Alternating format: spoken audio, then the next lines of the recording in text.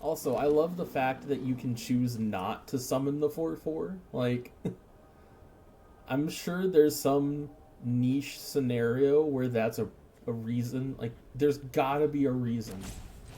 Like, like if your opponent has 5 or plus more characters on the board, then you win the game. Like, there's gotta be something like that, right? Because why would they make that a choice? Why would they make that something you could choose not to do? I don't know. I find it to be very interesting.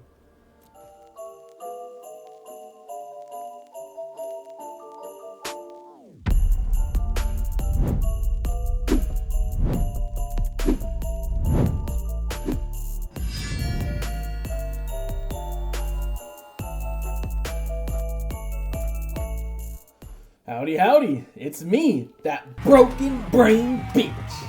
And welcome to my comprehensive review of the 10 brand new Foundation starter decks. Unfortunately, a few of them didn't come with names for me, so I came up with some on my own, like Boros Mishmash and Rakdos Raiders.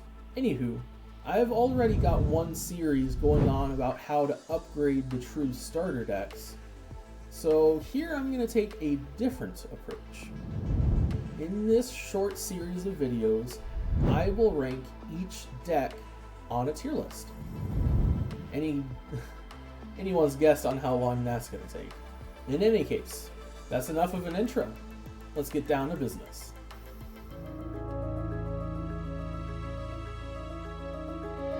So, I believe it's prudent to take things alphabetically. This means we start with Boros Mishmash. I've always been a fan of Boros, so this should be fun. 2 hours later. I take it back. I take it all back. I regret everything. This deck is atrocious. It's trying to be a cat-themed swarm deck, but it also has dogs, which I guess is understandable. Cats and dogs, that's thematic. But angels? And most of all, goblins? Playing this deck is like being drawn and quartered. You're getting pulled in every which way. I went 1-6 with this deck. And the only win that I did get, I had a really nice curve, and my opponent got mana screwed. Normally, I only play 5 test games, but I just couldn't stand not getting a single win. This deck is trash garbage and should be avoided. Unless you want to take it and upgrade it. Pick a direction and focus in on that. It's a great starting point for a better deck. So in that regard, it's a fantastic starter deck. It's just the experience of actually playing the deck is awful. F tier. Let's move on to the next one.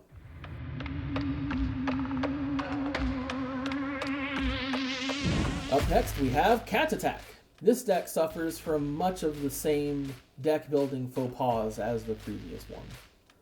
So many 1 and 2 ofs make finding any particular points of synergy unlikely. That being said, there are a few badass cards in the list.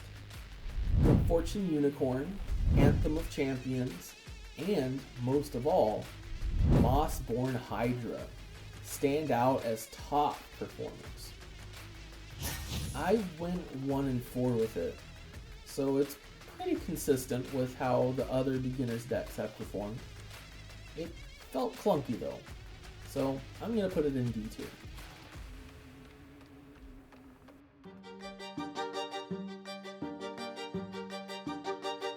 Moving on, we have Draconic Dominance. What's more badass than a deck full of dragons? Let's see just how well this bad boy performs. Okay, for a deck that Wizards named Draconic Dominance, there's a distinct lack of dragons in the deck. There are only 5 cards that even reference dragons, let alone actually are dragons. It's 2, by the way. There are 2 dragons. in their Draconic Dominance deck. You really let me down here, Wizards.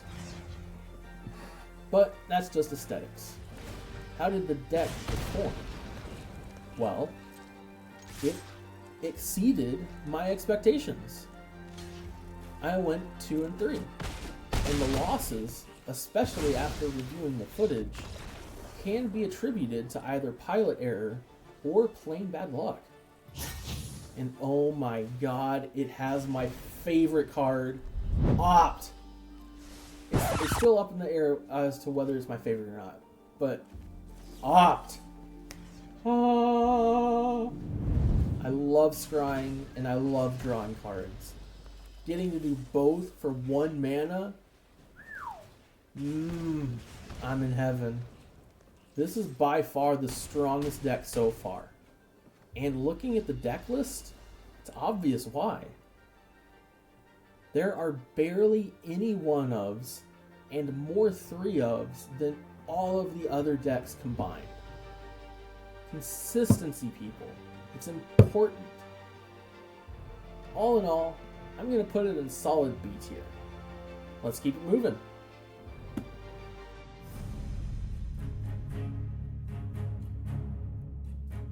Next up, we have Learn from the Land.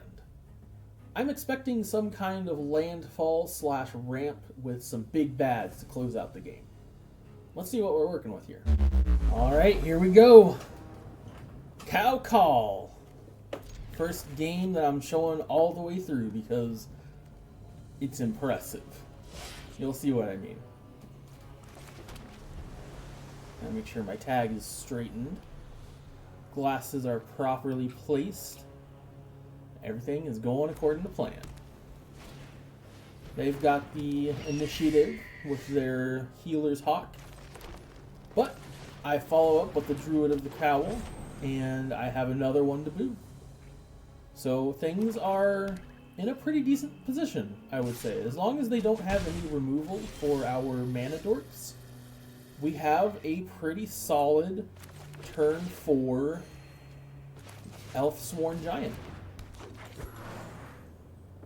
And I'm debating on whether I want to use the Bushwhack yet.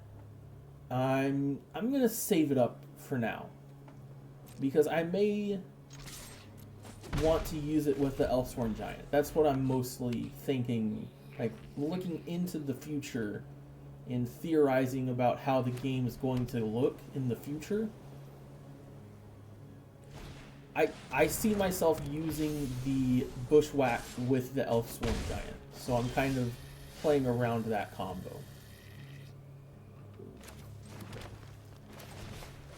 I definitely misplayed here though, because I just I completely flubbed that, honestly. Just, it is what it is. I thought I was going to use the Bushwhack, but then I decided against it, so that's just a error. And it's gone. Ugh. We get an unsummon, which isn't the most useful thing in the moment. And I'm pretty sure I go for the Bushwhack here just to thin the deck. Because there's no... Like, now that the Sworn Giant is gone, there's no big creature for us to use it with. So I might as well just thin the deck and hope for the best.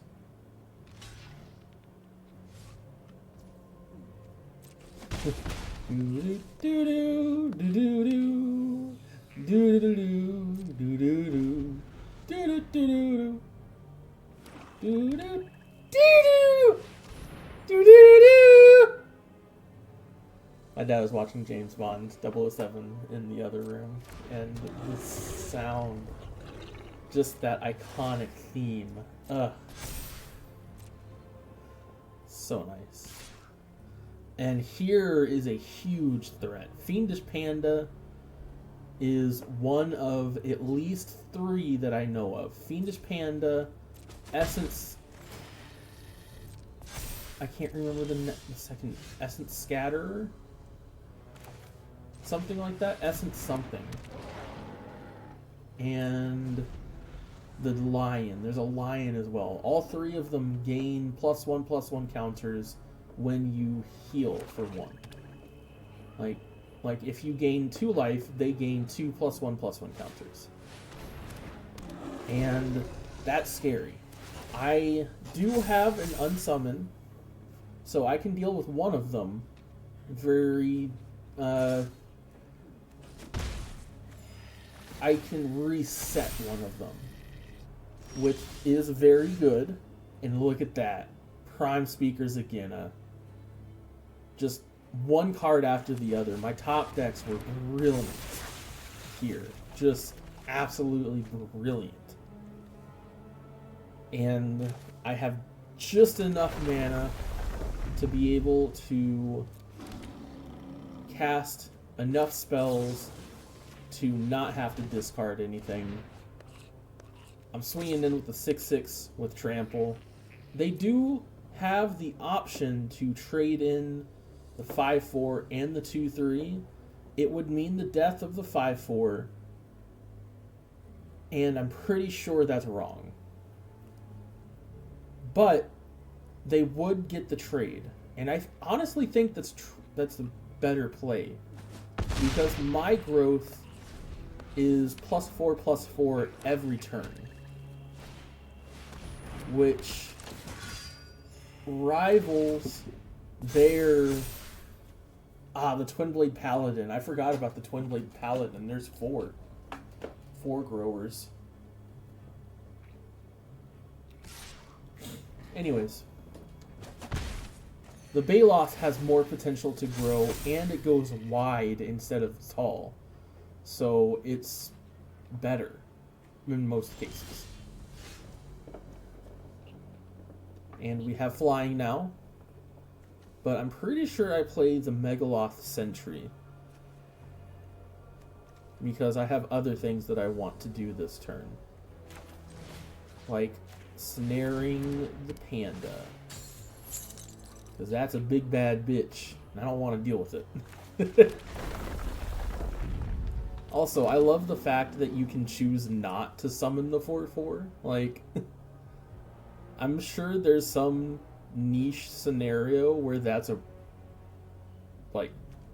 reason. Like, there's gotta be a reason. Like if your opponent has 5 or plus more characters on the board, then you win the game. Like, there's gotta be something like that, right? Because why would they make that a choice? Why would they make that something you could choose not to do? I don't know. I find it to be very interesting. And we're full on control of this game. They have this one more block, but they're losing creatures. They're losing health. We have the health lead now. We have the board lead now. There's the line, Ajani's Pridemate. Yes. So it's Ajani's Pridemate, the Essence Channeler, the Panda, and oh god, the fourth one that was just here. I can't remember. The cowboy girl. The cowgirl. But yeah, it's game over, basically. Like, they have one block. And that's GG, baby. Let's fucking go. Wow. I'm stunned. Flabbergasted, even. I can't believe it. I went 4-1. I went 4-1 with this deck. I can chalk 1, even 2 games up to simple variance. But 4 wins? That there's a trend. And I gotta say, while it isn't the rampaging ramp monster that I was hoping for, it felt sturdy. This deck is made from tough stuff, so I must place it at the top of A tier. Cool beans. We're making some progress. Now, that's all we've got time for today. You made it this far. You're a fucking legend. And I hope that your coffee is always the right temperature. Good luck and have fun out there, y'all. And I'll see you in the next vid.